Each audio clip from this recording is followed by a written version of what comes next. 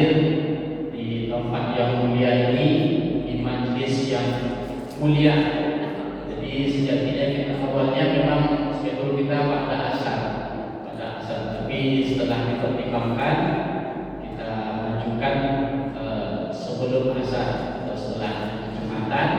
Jadi tentu kami sekali lagi mengucapkan terima kasih banyak atas waktu kesempatan yang sudah dibawakan oleh ibu-ibu semuanya untuk bisa hadir. Mudah-mudahan majelis kita ini berkah. Kedua, kita berselawat kepada Rasulullah. Allahumma sholli ala Sayyidina Muhammad wa ala ali Sayyidina Muhammad. Assalamualaikum ya Rasulullah. Assalamualaikum ya Habibullah. Dengan izin Allah, untuk harapan kita, bapak-bapak, ibu-ibu, semua kita yang berhadir, dengan izin Allah mudah-mudahan kita mendapatkan syafaat dari Rasulullah. Kata Rasul, siru alayya minas sholat, banyak-banyak bersolawat kepadaku. Siapa yang banyak bersolawat, kuntulahu syahidan wa syafi'an yaumil qiyamah. Saya akan menjadi saksi, saya akan berikan syafaat yaumil qiyamah, pada hari kiamat. Ibu jemaah, seluruh anggota majelis taklim yang kami muliakan. Jadi kegiatan kita pada hari ini adalah tentang penyuluhan keluarga sakinah. Ya. Kita sudah sering mendengar kata sakinah, samawah, ya, sakinah, mawaddah, warahmah. Nah, itu kan sudah sering.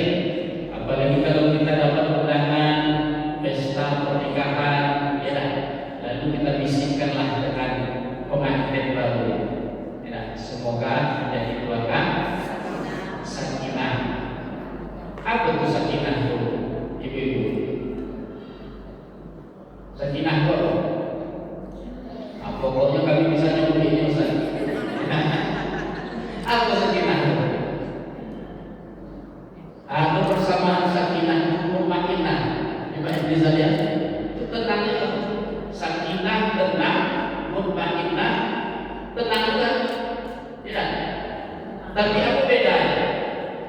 Dalam mudahnya sakinah maskan tapi tinggal. Kalau tinggal biar kita betah, nyaman. Jadi sakinah itu ketenangan yang kita dapatkan setelah kita mampu melewati masalah-masalah ujian-ujian yang ada dalam hidup kita. Itu namanya sakinah. Tapi kalau mutmainnah itu ketenangan yang kita dapatkan karena kita banyak berzikir dengan Allah.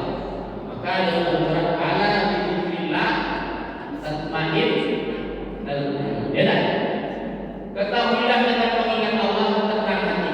Banyak berzikir subhanallah, alhamdulillah, Allahu akbar, astagfirullah, la ilaha illallah, la haula wala quwata.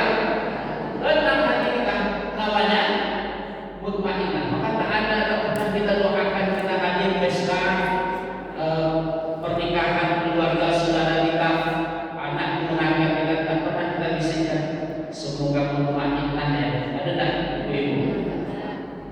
Tak ada. Ya kita doakan apa? Semoga sakinah.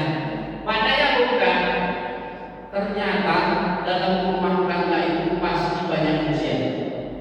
Pasti banyak ujian, banyak hambatan, banyak cobaan dari suami, dari istri, anak-anak. Tidak? Banyak hambatan ujian.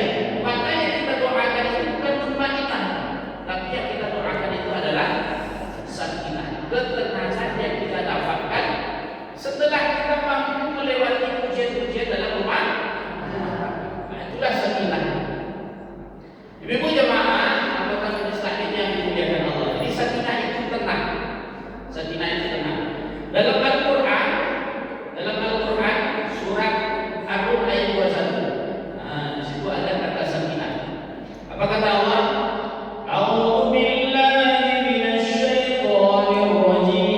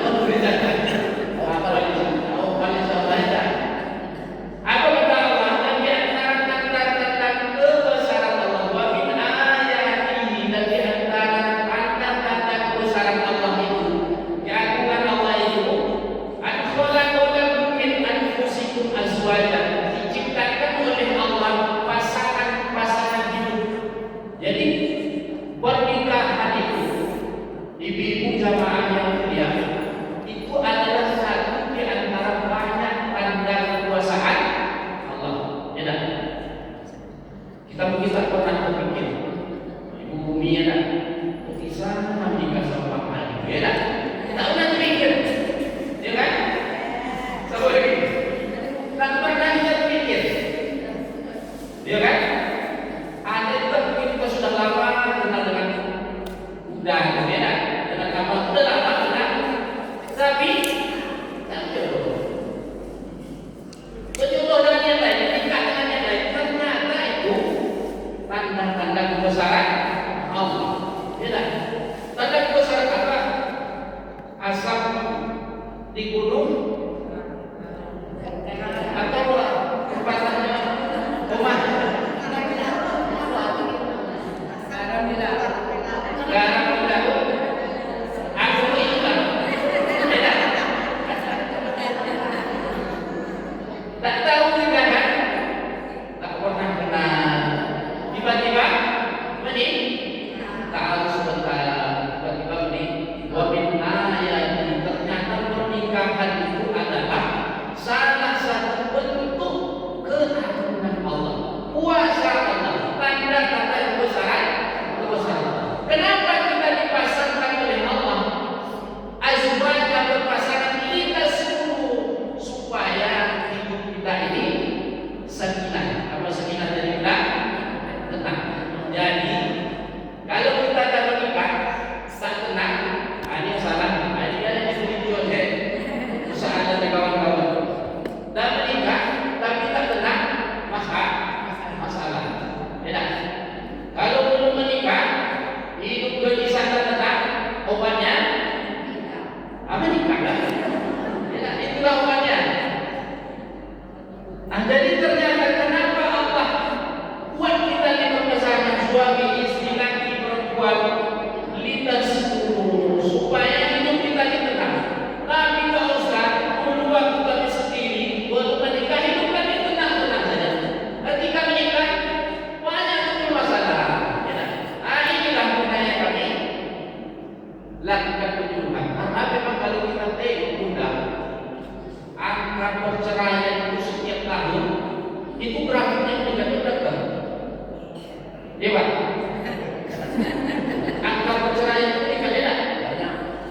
Meningkat setiap tahun. Apalagi angka perselingkuhan. Ya, luar biasa. Makanya dihalalkan nikah, diharamkan zina. Ya, diharamkan poligami, diharamkan selingkuh, dihalalkan. Kita jawab kan?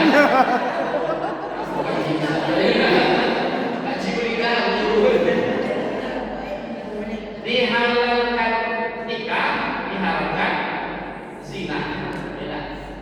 Diharamkan selingkuh, dihalalkan poligami.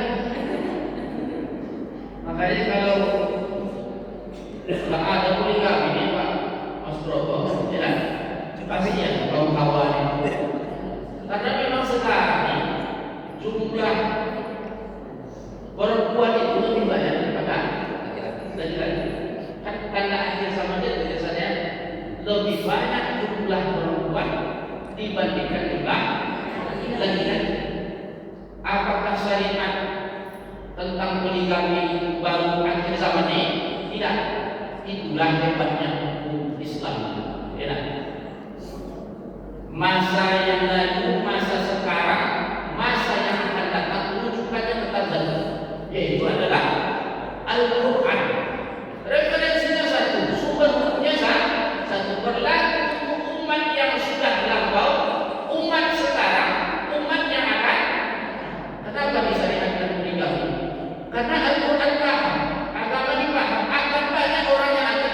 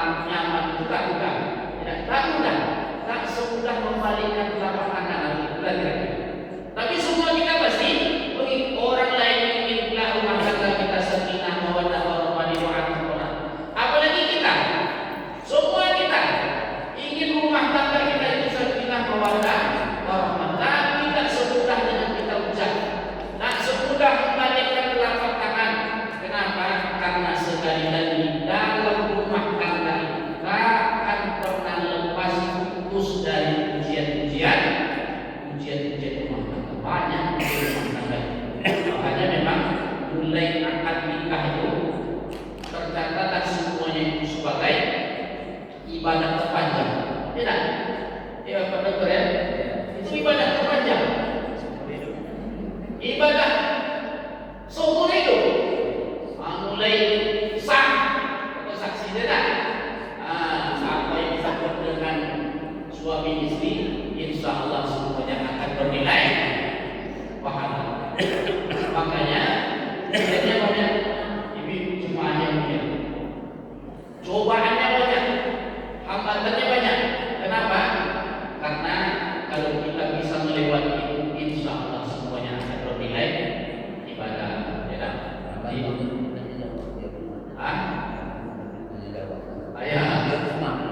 Materi sih kita nanti kita tanya jawab ibu yang bertanya, dokter yang menjawab.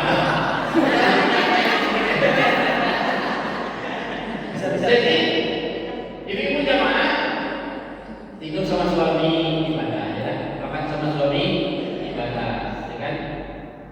Apa lagi? Pokok semua yang kita buat dengan suami kita, ya, semuanya akan bernilai ibadah.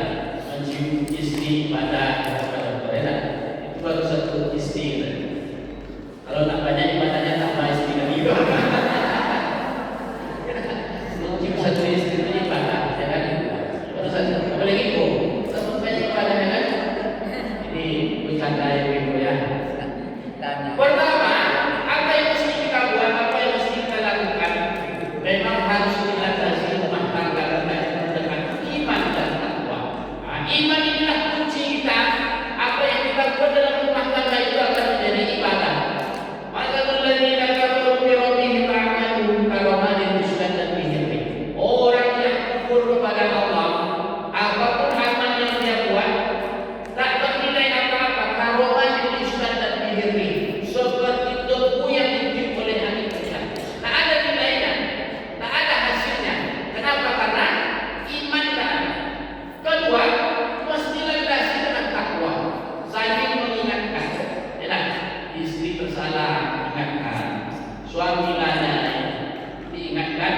Jadi kita manusia itu memang takkan ada sempurna, takkan ada sempurna. Kalau mau sempurna itu boleh mereka. Yalah, kita manusia ini tidaklah makhluk yang sempurna. Makanya kalau kurang suami diingatkan oleh istri, lalai istri diingatkan oleh, sehingga barulah rumah tangga kita itu sempurna, saling mengingatkan. Maka dalam sebuah hadis, ini hadisnya Umar bin Sa'id. Apa kata Rasulullah SAW? Seorang suami, seorang laki-laki yang dirahmati oleh Allah, qoma minal lail, dia bangun tengah malam, summa shalla raka'atain, kemudian dia sholat 2 rakaat, kemudian dia bangunkan istrinya. Tidak, ini contoh apa namanya implementasi takwa dalam rumah tangga.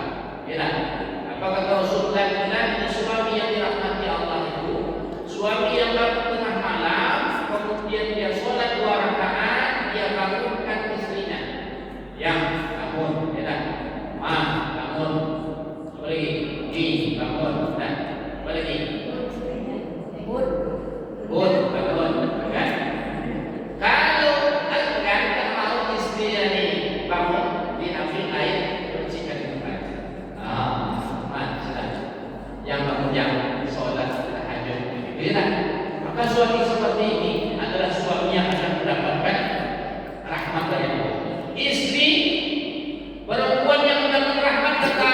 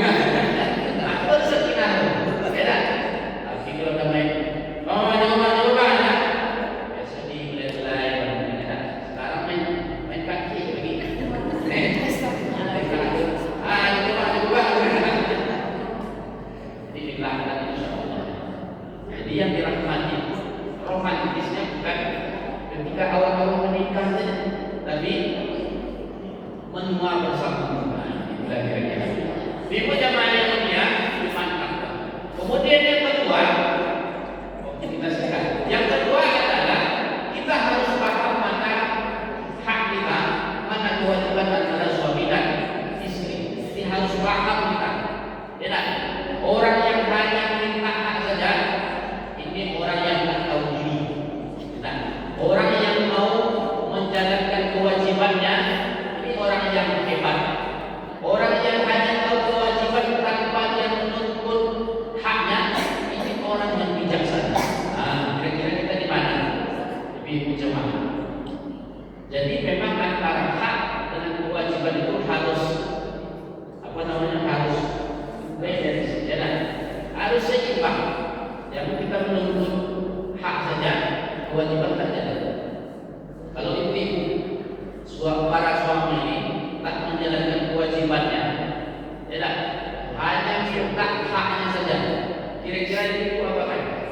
Suami itu di rumah, kewajiban tak dibuatnya, kewajiban tak dilaksanakannya, tapi haknya minta. Apa yang buat? Sabar aja Ustaz. Sakinah banyak-banyak. Ya tak? Saya pernah tanya sama mahasiswa, ada yang seperti itu calon suami diapakan tampak kesulitan tempatnya, tinggalkan mutilasi, itu bahaya. Tidak. Jadi memang antara hak dan kewajiban itu harus sejalan. Mana yang menjadi kewajiban suami? Kewajiban suami dan Pak Astroto. Kita mana yang menjadi kewajiban suami? Pertama, mahar. Ini kewajiban suami. Pertama kita menikah itu mesti ada mahar. Dan kalau tak ada, mana tulisan? Ada. Kalau tak pakai mahar, tak sah. Tidak. Banyak sikitnya tergantung kemampuan suami kita. Ini yang pertama, kewajiban. Jadi kalau tak ada itu mahar ini boleh naik, boleh hutang. Yang penting harus ada mahar. Jadi begitu mahar itu boleh hutang. Yang penting ada. Dan ini adalah kewajiban suami. Kedua, kewajiban suami itu adalah kasih nafkah, memberikan nafkah zahir batin. Ini ya Bu. Jadi kalau ada suami yang tak laksanakan kewajibannya, boleh tuntut itu. Makanya sekarang ulu udah banyak sekarang. Cara ini bukan ya? Sudah banyak sekarang. Ibu jamaah perempuan yang minta cerai. Itulah kira-kira. Ya, sudah banyak. Kenapa? Para suami tak sadar ini, minta haknya saja, kewajibannya tak dibuat. Apalagi melindungi istri. Istri ini mesti ar-rijalu qawwamuna 'ala nisa. Laki-laki ini memimpin, melindungi yang pimpin. Siapa yang dipimpin? Yang dilindungi para istri. Jadi ini beberapa poin kewajiban seorang suami. Apa pula kewajiban seorang istri yang menjadi hak suami? Pertama, mesti patuh kepada suami sejauh yang diperintahkan, sejauh yang kita ikuti, tidak bertentangan dengan syariat. Maka sami'na wa ata'na. Itulah. Insyaallah kalau atas dasar iman, takwa, sadar mana kewajiban, mana yang hak, berjalan seimbang sejalan antara hak dan kewajiban, terwujudlah insyaallah sakinah. Tapi kalau tak, itulah banyak cerai. Kalau tak suami kita cerai, istrinya juga cerai. Tidak. Kalau tak cerai, diam-diam selingkuh. Mana tak paham? Ya kan? Maka patuh ikut kata suami sami'na wa ata'na sejauh itu tidak bertentangan dengan syariat. Kemudian apa lagi kewajiban kita sebagai seorang istri melayani suami?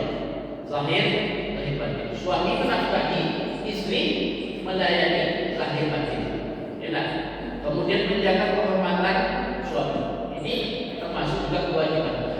Apalagi berdandan untuk suami. Ya, berdandan untuk suami. Ibu-ibu ini lebih cantik juga atau di rumah? Kita yang usah nilai.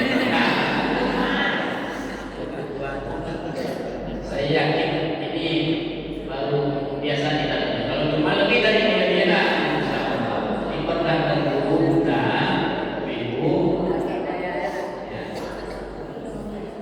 Selingkuh itu harus suami di rumah.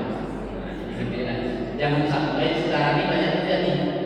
Bapak-bapak kerja di kantor ada sekretaris, di rumah ada istri. Sekarang terbalik, kan?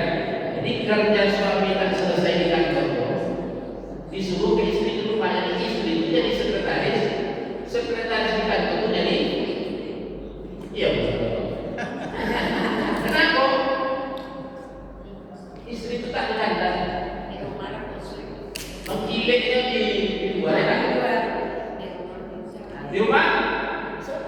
Tapi insya Allah ibu di sini daerah, jauh beda ya. Ibu jamaah yang mulia, banyak lagi sebenarnya poin yang bisa ikhtiar kita lakukan. Terakhir adalah ikhtiar kita saling mendoakan. Ini kekuatan kita. Doa sudah. Doa itu adalah kekuatan kita. Setelah iman menjadi fondasi rumah tangga kita, kita saling mengingatkan, kurang suami diingatkan, ladai istri diingatkan suami, lalu mana kewajiban suami, mana kewajiban istri dijalankan, baru minta haknya, atau baru minta hak. Yang penting kewajiban kita laksanakan. Terakhir mesti kita saling berdoa. Ini ikhtiar kita. Terakhir senjata kita itu adalah doa. Jadi ada jalur di bumi, ada jalur di langit. Apa jalur langitnya? Angkat tangan. Tugas kita mengangkat tangan, kemudian kita serahkan kepada Allah. Ibu jamaah, waktu kita terbatas, lebih kurang ada berapa menit ini? Sekitar 15 ya. 15 menit. 5 menit. Warahmatullahi wabarakatuh. Nama saya Siti. Tadi kan itu tentang hukum ya Pak. Mungkin saya merupakan nonton TV. Pertanyaan laki-laki ini sering selingkuh tak arti tentang manusia biasa. Kebanyakan itu yang selingkuh bapak-bapaknya tidak dipenjara, cerai dia bisa sama selingkuhannya. Jadi tidak ada cerai. Jadi masih kasihan ibunya karena dia selingkuh. Maksudnya beban apa ya Pak ya? Korban perasaan, korban semuanya, tapi si bapak tadi tidak ada hukumnya untuk dipenjara, untuk membuat dia jerah, tapi malah nikah dia sama selingkuhannya. Coba bapak-bapak bikin hukum misalnya anggota dewan itu di apa namanya supaya ada jerah kepada bapak yang selingkuh bisa dipenjara.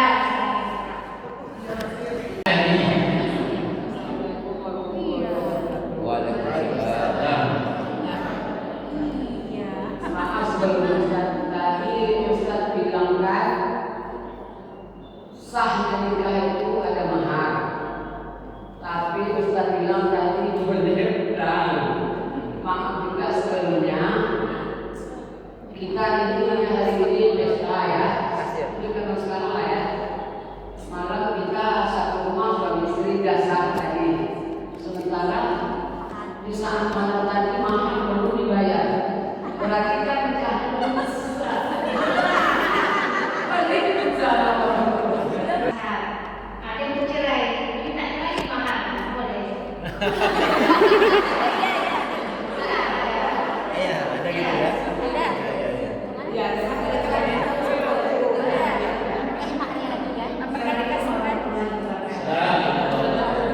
Saat suami istri itu bercerai, yang dapat imbas itu rasanya yang dirugikan, yang dapat imbas itu rasanya cuma istri. Suami ini dapat enak aja gitu ya. Nikah sama selingkuhannya.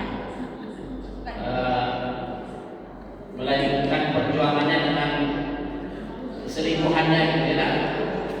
Kira-kira tak ada nih hukum Undang-undangnya. supaya bisa jerah nih pada itu suami ini ya.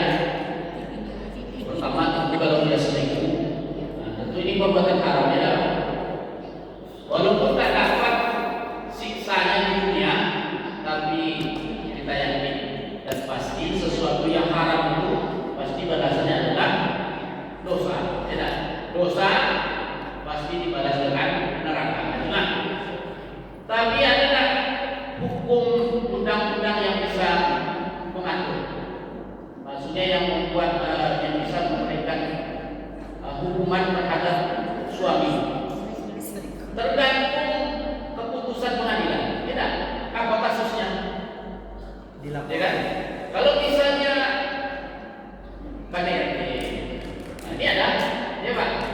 Tapi kalau misalnya dibenarkan oleh pengadilan, maka tentu tidak ada ini ya undang-undang yang bisa memberikan hukum. Tapi kalau misalnya melakukan kekerasan misalnya, tentu ini jatuhnya ke pidana, pidana itu ya Pak ya. Tapi pada prinsipnya kalau memang suami minta melakukan kewajibannya, melalaikan kewajibannya, dia selingkuh, melakukan perbuatan dosa maksiat, ya yakinlah yang buruk itu pasti balas dengan yang buruk pula. Kemudian apa lagi tadi tentang mahar? Dimintanya lagi ini.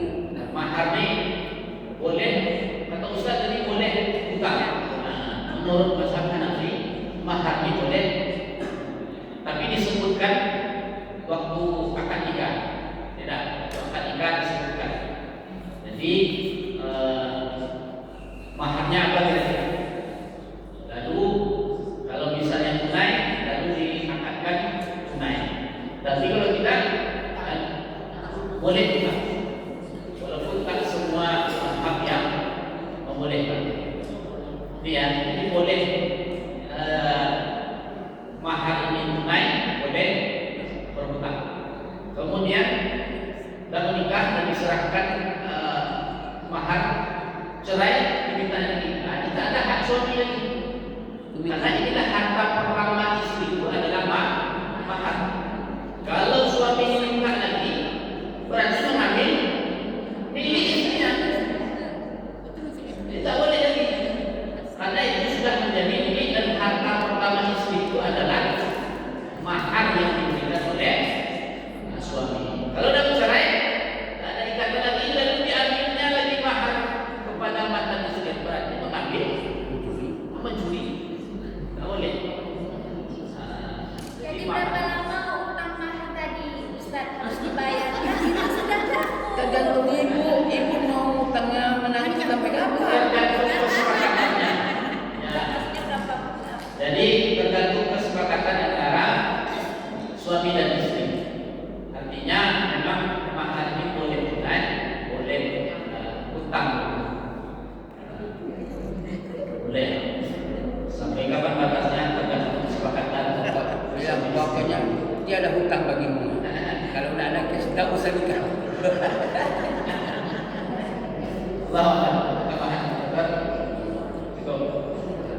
Itu saja Ibu. Mohon maaf dan terima kasih banyak atas ruangan waktu yang sudah disediakan untuk kami bisa berbagi sedikit ilmu kita semuanya. Mudah-mudahan yang kami sampaikan ini adalah yang baik. Insyaallah rumah tangga kita adalah rumah yang baik. Dan harapan kita sama-sama apa yang kami sampaikan ini kita amalkan dalam rumah tangga kita.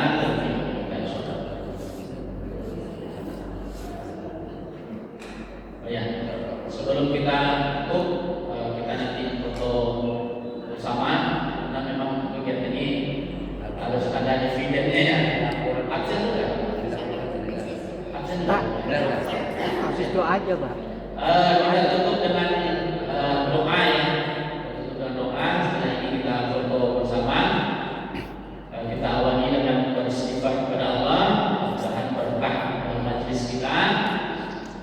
Allah berkati kita mengamalkan dalam kehidupan kita. Amin ya rabbal alamin. Astaghfirullahalazim alladzi la ilaha illa huwal hayyul qayyum wa atubu ilaih. Astaghfirullahalazim alladzi la ilaha illa huwal hayyul qayyum wa atubu ilaih. Astaghfirullahalazim alladzi la ilaha illa huwal hayyul qayyum wa atubu ilaih. A'udzu billahi minasy syaithanir rajim. Bismillahirrahmanirrahim.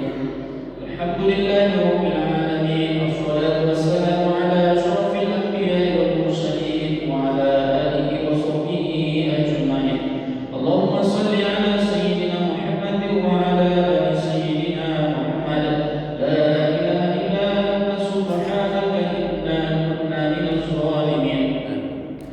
Allahumma inna nas'aluka fahman